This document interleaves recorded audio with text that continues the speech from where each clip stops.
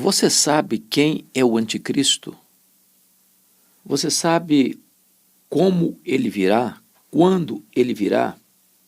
Qual é a sua verdadeira identidade? Não vá embora não, porque estamos começando mais um HDL Podcast e é sobre esse assunto que nós vamos conversar logo depois da vinheta. Nós estamos hoje numa espécie de efervescência, de ebulição, no que tange à discussão de quem é o anticristo. Sobretudo com a morte do Papa Francisco, esse assunto voltou à pauta, à agenda de muitos estudiosos. Aqueles que são mais assodados, fazendo afirmações categóricas de que agora é o último Papa e que depois vem a figura do anticristo. Eu gostaria que nós hoje nos cingíssemos, não de opiniões, não de correntes de pensamento, de variantes hermenêuticas, mas nós pudéssemos nos debruçar sobre os textos da Bíblia que tratam da matéria. Porque o que nós pensamos tem pouco valor. O que tem valor de fato é o que a Bíblia diz. E o que a Bíblia diz? Então eu vou recorrer aqui a 5 passagens bíblicas e pedir sua vênia para ler esses textos. O primeiro texto que eu vou ler é Daniel capítulo 7. Daniel foi um profeta que foi levado para o exílio da Babilônia ainda muito jovem. E Deus o honrou na Babilônia e ele foi um grande líder na Babilônia. A Babilônia caiu e ele permaneceu com a influência decisiva no outro império, o Império Medo-Persa. E no capítulo 7, verso 21 e 22 do seu livro, ele diz assim: Eu olhava, e eis que este chifre fazia guerra contra os santos, e prevalecia contra eles, até que veio o ancião de dias e fez justiça aos santos do Altíssimo. E veio o tempo em que os santos possuíram o reino. O verso 25 diz: Esse pequeno chifre, que é uma referência ao anticristo, proferirá palavras contra o Altíssimo, magoará os santos do Altíssimo, e cuidará em mudar os tempos e a lei, e os santos lhe serão entregues nas mãos por um tempo, 2 tempos e metade de um tempo. O que Daniel está escrevendo vai ser reforçado de maneira eloquente em Apocalipse capítulo 13, que é o último texto que nós vamos examinar. Então, veja você que esta pessoa, que não é um sistema político, religioso, mas é uma pessoa que vai estar sustentado por um sistema político e religioso, mas é uma pessoa, não é um ser indefinido da história, vai lutar, guerrear contra os santos, contra os cristãos, e vai fazê-los sofrer, e vai até impor derrotas no sentido de matar, não no sentido de levar à apostasia, isso não. Mas vai ser um perseguidor implacável, implacável. Vamos ao segundo texto, que é Mateus 24, que é referência do próprio Jesus. Então veja que a palavra anticristo não apareceu em Daniel. A palavra anticristo também não vai aparecer em Mateus 24. Jesus não chama esta personalidade pelo nome de anticristo. Mas vamos olhar Mateus 24, 15 a 22. Palavras do próprio Jesus.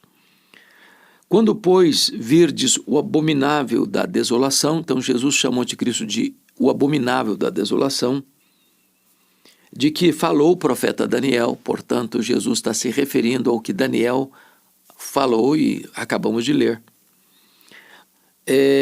No lugar santo, quem lê entenda, então os que estiverem na Judéia, fujam para os montes.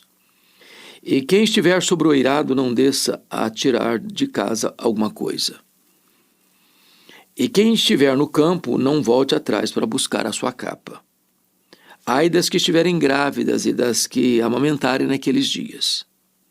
Orai para que a vossa fuga não se dê no inverno, nem no sábado, porque nesse tempo haverá grande tribulação, como desde o princípio do mundo até agora não tem havido, nem haverá jamais. Não tivessem aqueles dias sido abreviados, ninguém seria salvo. Mas por causa dos escolhidos, tais dias serão abreviados. Então vamos entender aqui. Jesus faz uma superposição de imagens de tempo. Ao mesmo tempo que ele está falando do abominável da desolação, que é o anticristo, ele introduz, para ilustrar como será a vinda do anticristo, o ataque que foi feito em Jerusalém no ano 70. A invasão do general Tito Flávio, que cerca a cidade, que depois invade a cidade, que destrói a cidade, destrói o templo e dispersa os judeus.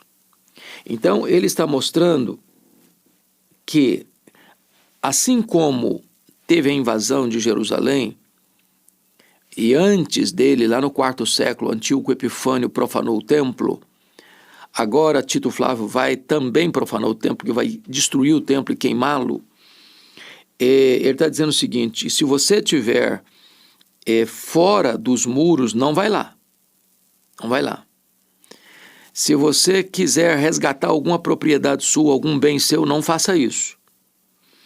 Ainda estiverem grávidas. Por quê? Porque a grávida não consegue correr, fugir às pressas. Como cerca de 1.000 judeus fugiram de Jerusalém e se abrigaram lá às margens do Mar Morto, na fortaleza de Massada. As grávidas não poderiam fazer isso porque não teriam condições de correr do exército inimigo. Também ele disse: olha, você deve orar para que não aconteça num sábado, porque no sábado não podiam fazer longas caminhadas. Dentro da tradição deles, eles quebrariam a própria lei deles e eles teriam dificuldade de consciência para isso. Deveriam orar para que não seja no inverno, porque também no inverno as temperaturas baixam a temperatura abaixo de zero e a caminhada seria muito mais difícil, muito mais complexa. E agora Jesus retorna ao anticristo para dizer que haverá naquele dia, agora ele não está fazendo referência à invasão do ano 70, por Tito Flávio, mas sim referência ao anticristo, dizendo que haverá grande tribulação. E essa grande tribulação, ela tem uma peculiaridade: nunca teve antes igual, nunca haverá jamais depois igual, ou seja, é uma tribulação singular, grande, intensa, terrível, avassaladora. A Bíblia usa 4 expressões para esse período: a grande tribulação, a apostasia, a manifestação do homem da iniquidade e o pouco tempo de Satanás. Vai ser um tempo terrível mesmo. O texto está dizendo: não tivesse sido abreviado aqueles dias, ninguém se salvaria, mas por causa dos escolhidos, tais dias serão abreviados. Então, a tribulação é tão forte que ninguém resistiria a essa tribulação, ou seja, todos morreriam. Mas por causa dos eleitos de Deus, porque nenhum eleito de Deus vai perecer, o anticristo não vai conseguir arrancar nenhuma ovelha das mãos de Jesus. Esses dias foram abreviados. Então, esse é o registro que Jesus Cristo trata sobre o anticristo, que ele chama aqui de o abominável da desolação, no seu sermão profético, que está relatado tanto em Mateus quanto em Marcos, também em Lucas. Então vamos agora ao terceiro texto que trata da matéria, que é 2 Tessalonicenses capítulo 2. Então vamos para lá. A Bíblia aberta aí comigo, vá acompanhando aí. 2 Tessalonicenses capítulo 2, a partir do verso 3 até o verso 12. Então eu vou ler com você.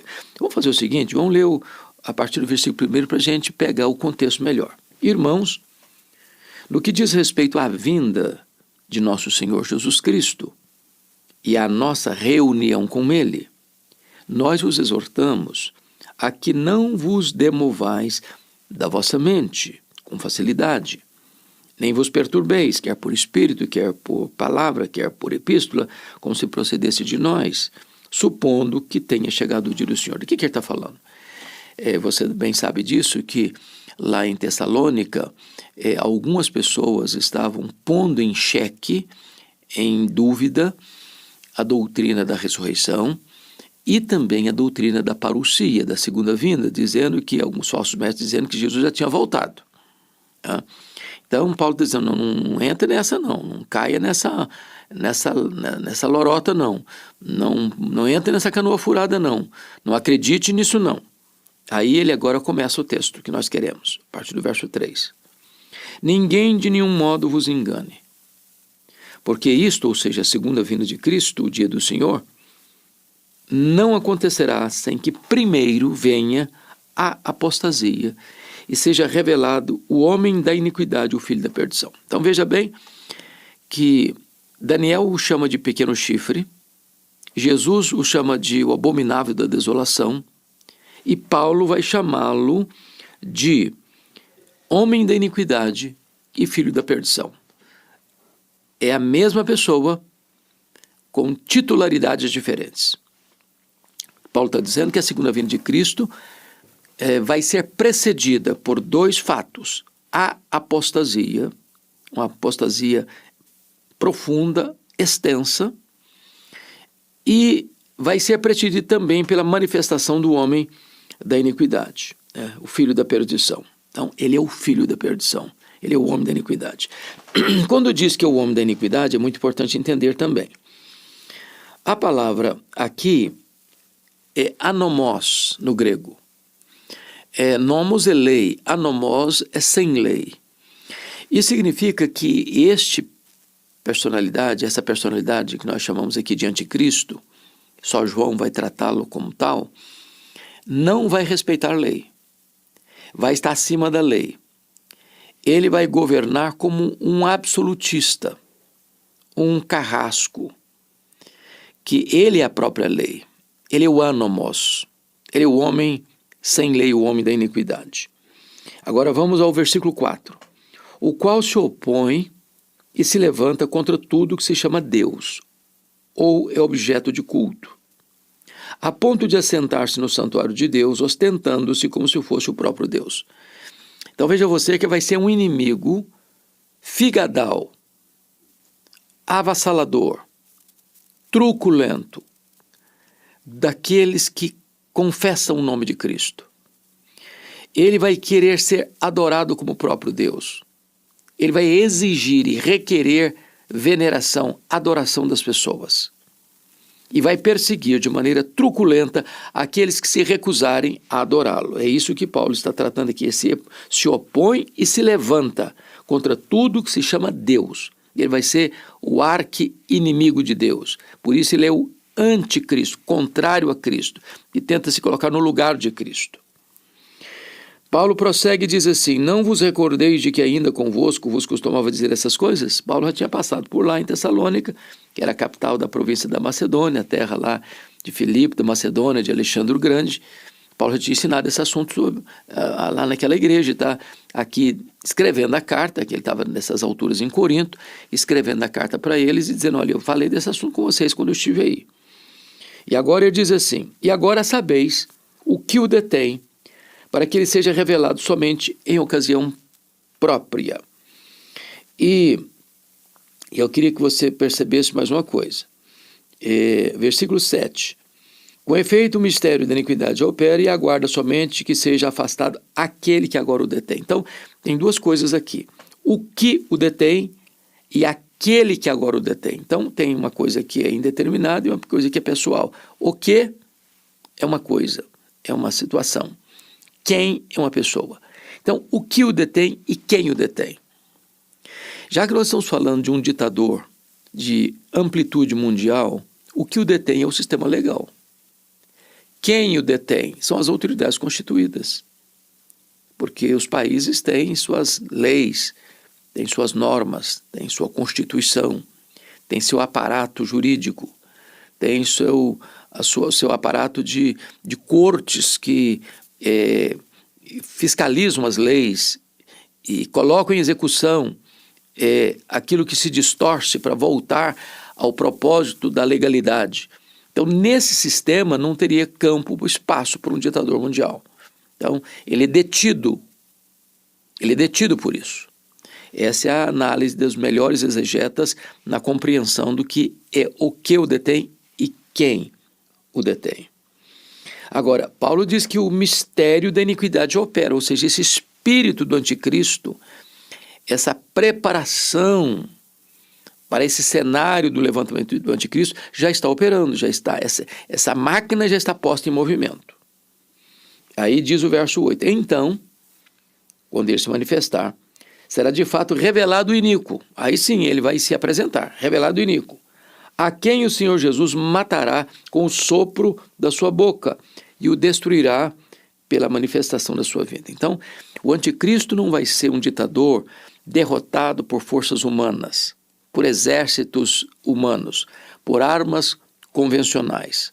Ele vai ser eliminado, derrotado, morto pela manifestação da segunda vinda de Cristo, pelo sopro da boca de Cristo. É a espada que sai da boca do Senhor, conforme Apocalipse capítulo 1. E aí Paulo agora vai falar de uma outra coisa interessante, versículo 9, olha aí comigo.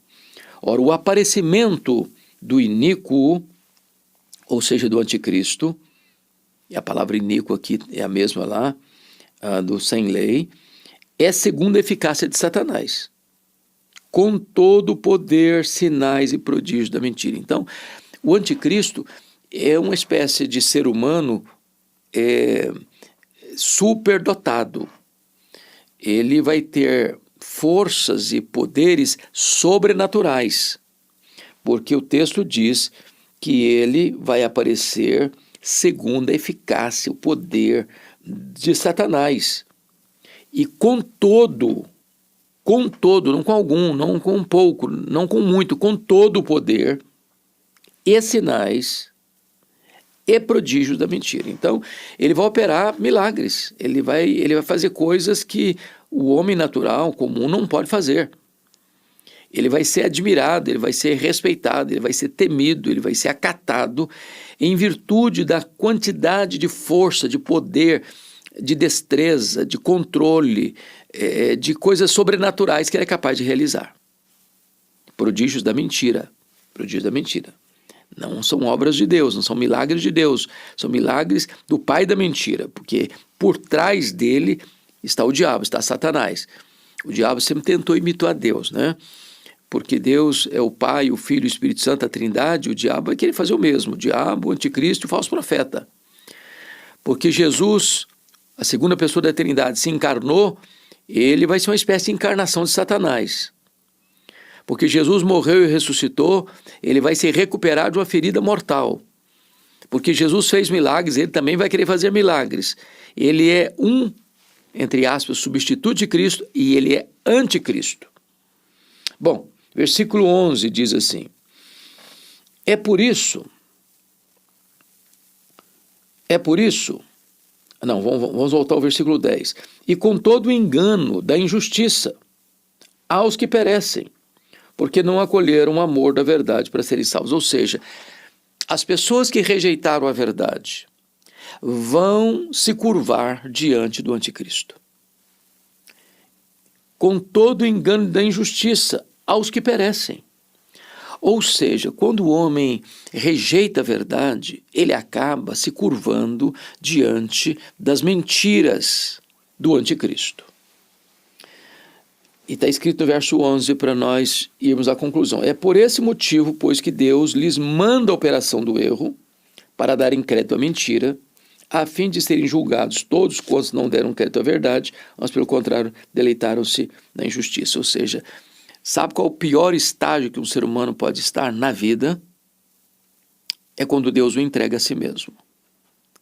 Quando Deus diz, você está rejeitando a verdade, você está acreditando na mentira, pois eu vou entregar vocês a vocês mesmos, e vocês assodadamente correrão para adorar o anticristo, para acreditar nas mentiras dele, nos milagres mentirosos dele, das operações da justiça dele, e vocês vão se prostrar diante dele, porque vocês rejeitaram a verdade, vocês serão entregues à mentira. Vamos ao penúltimo texto, ao quarto texto, que é 1 de João, capítulo 2, versículo 18. Então, vamos ver o que João, que é o único autor bíblico que chama esse indivíduo de anticristo. Capítulo 2, versículo 18, está escrito assim: filhinhos, já é a última hora. E como ouvistes que vem o anticristo, veja você que agora eu coloco um artigo definido antes da palavra anticristo. E como ouvistes que vem o anticristo, também agora muitos anticristos têm surgido, pelo que conhecemos que é a última hora. Então ele está dizendo duas coisas aqui. Primeiro, que existem anticristos, no plural. Porque todos aqueles que negam a Cristo, que rejeitam a Cristo, ou que torcem as palavras de Cristo, são anticristos.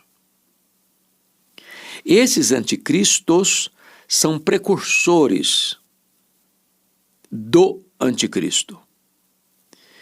E esse anticristo vem no que João chama de última hora, ou fim dos tempos, que é o período da primeira e segunda vinda de Cristo. Então, ao longo do cristianismo, muitos anticristos surgiram, preparando e pavimentando o caminho do anticristo. Agora, então, vamos ao último texto, que é o quinto texto, que é o mais completo dos textos da Bíblia sobre a matéria, que é Apocalipse capítulo 13, versos de 1 a 8. Então, peço que você aí acompanhe esse raciocínio. Está escrito assim: vi emergir do mar uma besta, que tinha 10 chifres e 7 cabeças, e sobre os chifres 10 diademas, e sobre as cabeças nome de blasfêmia. Quando ele diz de uma besta que tinha 10 chifres, que surge do mar, nós temos que entender que figura é essa. Não é que vai brotar lá um bicho esquisito do Oceano Pacífico, do Oceano Atlântico, do Oceano Índico, do Mar Mediterrâneo. Não. A palavra mar é um símbolo. E esse símbolo é interpretado pelo livro de Apocalipse mesmo. No capítulo 17, verso 15, ele explica o que significa essas águas do mar. Falou-me ainda: as águas que viste, onde a meretriz está assentada, são povos, multidões, nações e línguas. Então, voltando lá ao versículo 1.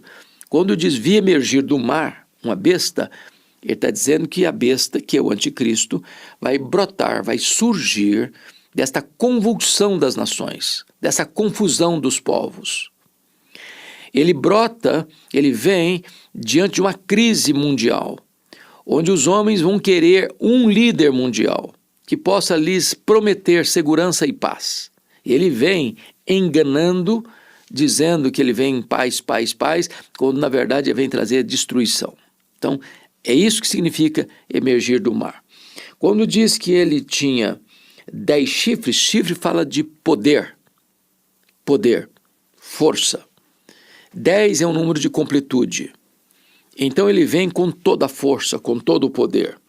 Cabeça é comando, controle, governo. 7 é o número da perfeição. Então ele é alguém que vai ter muito poder e vai ter a autoridade. Ele vai estar constituído como essa autoridade, porque ele vem como um grande líder mundial.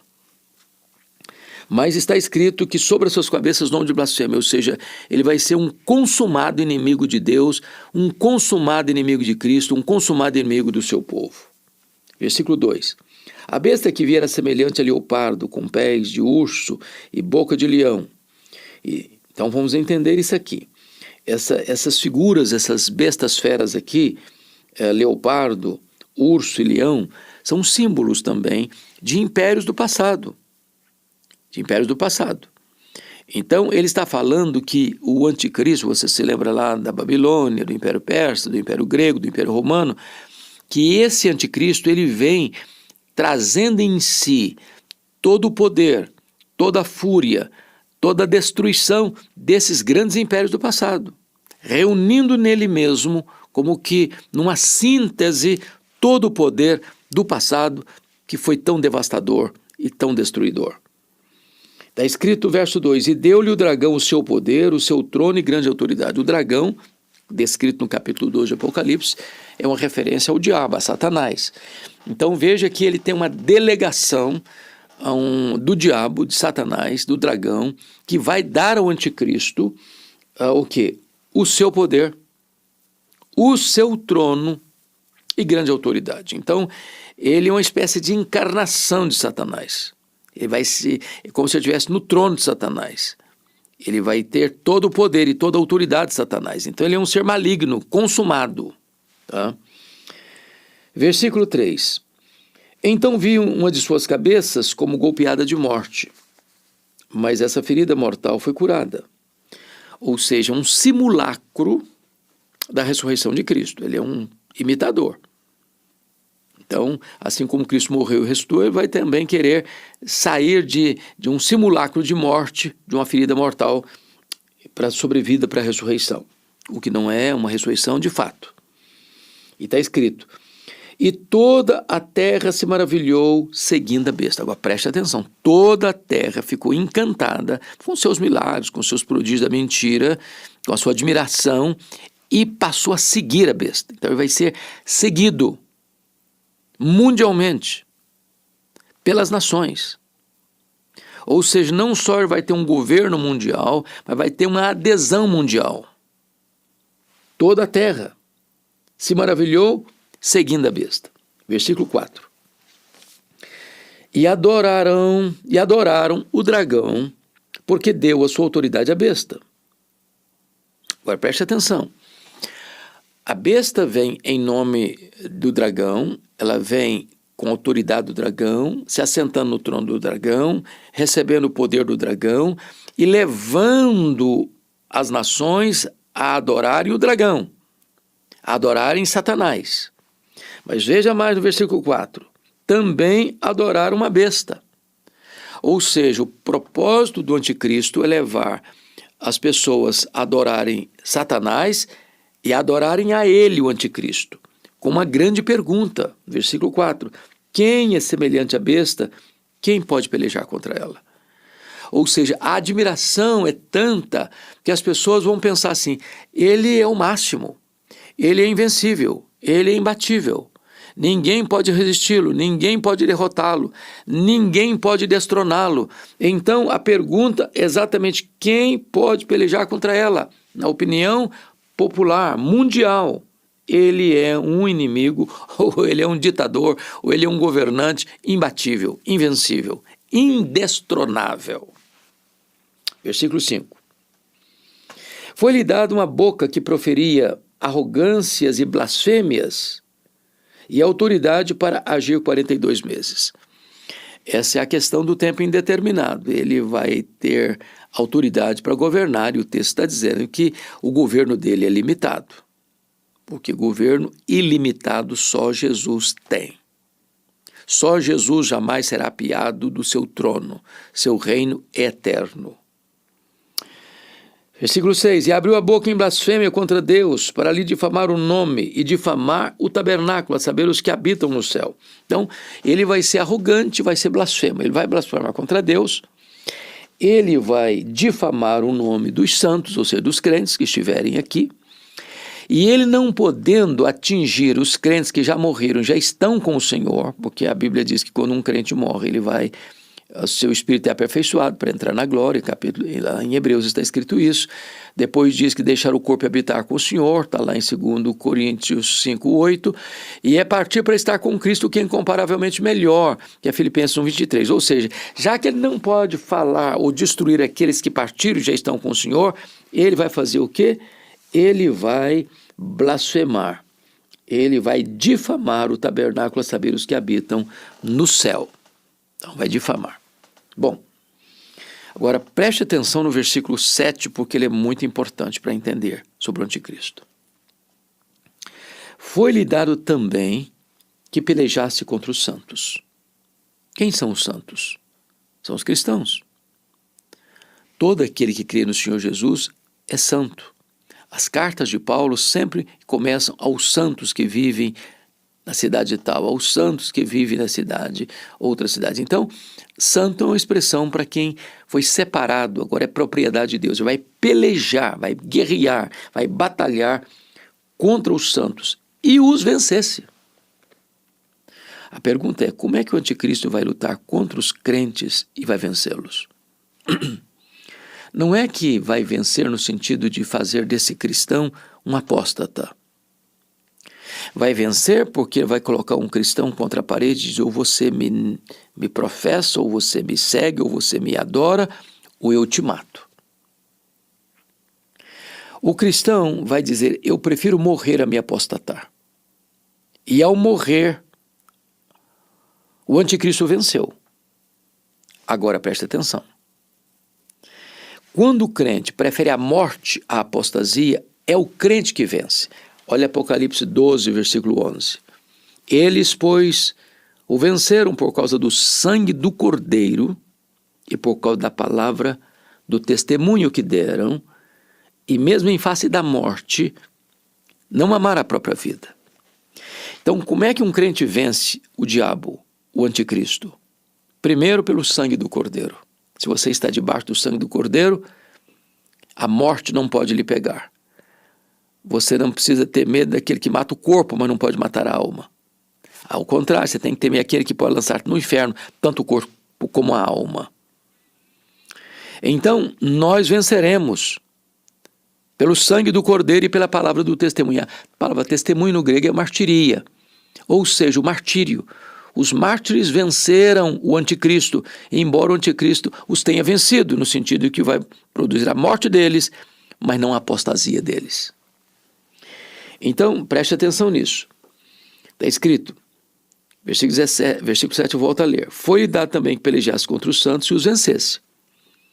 Deu-se-lhe ainda autoridade sobre cada tribo, povo, língua e nação. Ou seja, o diabo vai ter, o anticristo vai ter um controle, um domínio universal.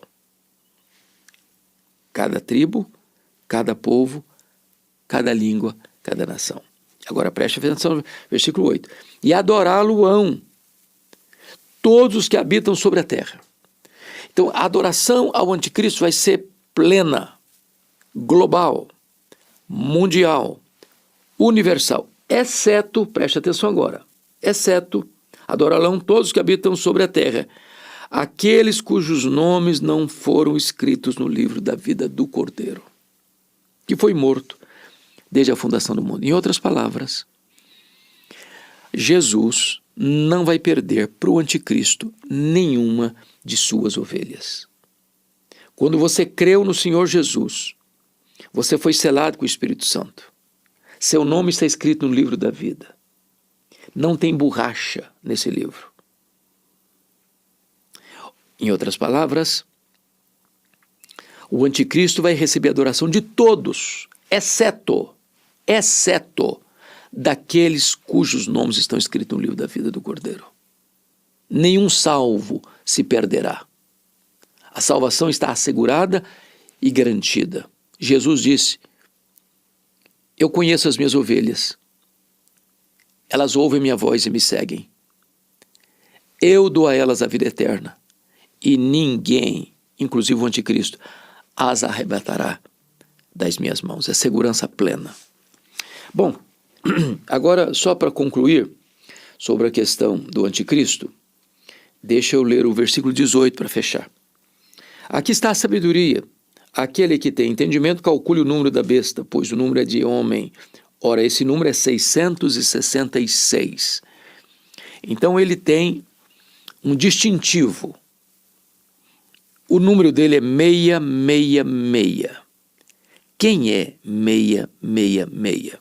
Ao longo da história, muitas pessoas receberam esse título. Por exemplo, o imperador Nero era considerado anticristo. Depois veio a figura dos papas e os reformadores e as confissões de fé reformadas apontaram-no como o anticristo. Ao longo da história, outros homens receberam esse título, como Napoleão Bonaparte, depois Adolf Hitler, e Stalin, Lenin, mais recentemente outros nomes mais modernos, mas nós deveríamos ter muita cautela em carimbar uma pessoa específica da história como anticristo. Deveríamos nos observar o que significa 666. Dentro da numerologia bíblica, 7 é o número da perfeição. 6, o número que precede o 7, é o número incompleto, imperfeito. 3 é o número da Trindade. Então seria 666, melhor interpretação que já encontrei até hoje, é que 666 é uma referência a um ser que vai ser plenamente imperfeito, plenamente cruel, plenamente opositor a Deus e ao seu povo, plenamente iníquo, rendido à anomia, à aversão à lei, aos preceitos de Deus. Então, esta é a figura do anticristo que a Bíblia está aqui trazendo para você e para mim. Ele vai ter um controle. Veja você, versículo 16 e 17. A todos os pequenos e os grandes, os ricos e os pobres, os livres e os escravos, faz que lhes seja dada uma marca, uma certa marca sobre a mão direita ou sobre a fronte, para que ninguém possa comprar ou vender, senão aquele que tem a marca, o nome da besta e o número do seu nome é 666. Então, o que ele está querendo dizer é que vai ter um controle. E hoje ninguém tem mais dúvidas de que nós, no mundo digital que vivemos, isso é totalmente já execuível. Quando você consegue já empacotar os dados genéticos dos mais de 8 bilhões de habitantes na cabeça de um alfinete, quando você fala hoje da nanotecnologia, quando você fala hoje de chips que têm todas as informações a seu respeito, onde você é mais vigiado do que imagina, é mais controlado do que imagina. Então, do ponto de vista tecnológico, esse controle múltiplo e pleno controle não é mais um fato fictício ou futurista, mas é um fato já possível nos nossos dias. Bom, então, isto é o que a Bíblia ensina sobre esse personagem, o anticristo. Quem é ele? A Bíblia descreve todas as suas características, descreve quando ele vai surgir, descreve o que ele vai fazer. Recomendo a você não ficar carimbando este ou aquele, mas ficar atento ao que a Bíblia diz. Agora, o que nós podemos saber é que a igreja é martírica. Os santos vão lutar. Ele vai ser inimigo declarado dos cristãos. Os cristãos vão ser perseguidos, tantos mortos, mas todos vitoriosos. Nós venceremos. Nós somos mais que vencedores. O sangue do Cordeiro, a palavra do testemunho, em face da morte não amaremos a vida. Cristo deu a sua vida por nós e daremos a nossa vida por ele, se preciso for, nesse grande embate. Jesus voltará. E este anticristo que tem tanto poder, a autoridade de Satanás, vai ser quebrado repentinamente, sem força humana. Como diz Paulo em Tessalonicenses 2, 2 Tessalonicenses 2, ele será destruído pela manifestação da vinda de Jesus, pelo sopro da boca de Jesus. E eu concluo minha fala com você sobre o anticristo, levando você a Apocalipse capítulo 19, versículo 20. Olha o que está escrito. Mas a besta foi aprisionada. A besta é o anticristo. E com ela o falso profeta, que é a besta que surge da terra, que com os sinais feitos diante dela seduziu aqueles que receberam a marca da besta e eram os adoradores da sua imagem. Os dois foram lançados vivos dentro do lago do fogo que arde com enxofre. Então o fim do anticristo é o lago de fogo. É a condenação eterna. É perecer e ser penalizado para sempre e sempre e sempre. Mas a igreja perseguida, martírica, essa vai reinar com Cristo. Novos céus e nova terra. Já não tem mais lágrima, nem pranto, nem dor, porque estaremos para sempre com Jesus, com corpos glorificados, semelhante ao corpo da glória do Senhor Jesus, e reinaremos com Ele para todo sempre. Bom, se você gostou desta exposição bíblica, se isso ajudou você a esclarecer algum ponto de dúvida, eu peço a você humildemente que você compartilhe essa mensagem com outras pessoas. Se você ainda não está inscrito no nosso canal, inscreva-se no nosso canal. Nos ajude a levar esta palavra para mais pessoas. Deus abençoe sua vida. Minha gratidão a você.